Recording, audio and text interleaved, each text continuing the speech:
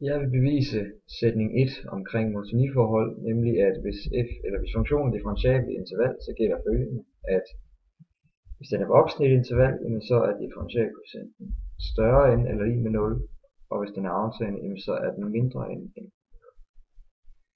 n. Ja, og en funktion er voksende, hvis voksne x-værdier giver voksne y-værdier. Og så omvendt er den faldende, hvis voksne x-værdier giver faldende y-værdier. Det vil altså sige her, at hvis den er voksende, så vil x1 være mindre end x2, og funktionen af x1 vil også være mindre end funktionen af x2. Ifølge trettrinsreglen, så er det meningen, at vi skal finde grænseværdien for delta f over delta x.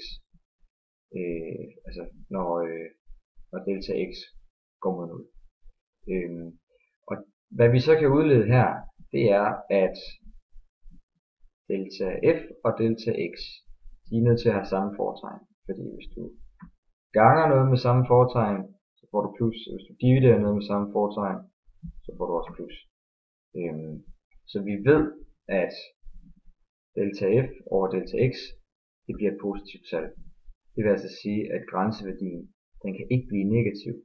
Og således gælder der altså, at f mærke af x vil være større end eller lig med 0. Og det samme gør sig gældende bare modsat, når funktionen er faldende. Nemlig at en faldende funktion igen er jo så, at når x-værdierne er stigende, og x1 er mindre end x2, så omvendt så vil funktionen af x1 være større end funktionen af x2. Og her, der vil delta f og delta x have modsat fortegn, når f er faldende, og det er simpelthen fordi, at hvis du ganger eller dividerer noget, som har modsat fortegn, så bliver det altid et negativt tal. Så vi ved, at det skal blive et negativt tal, og derfor så kan grænseværdien ikke blive positiv, og således gælder der altså der, at f mærke af x er mindre end eller lig med 0.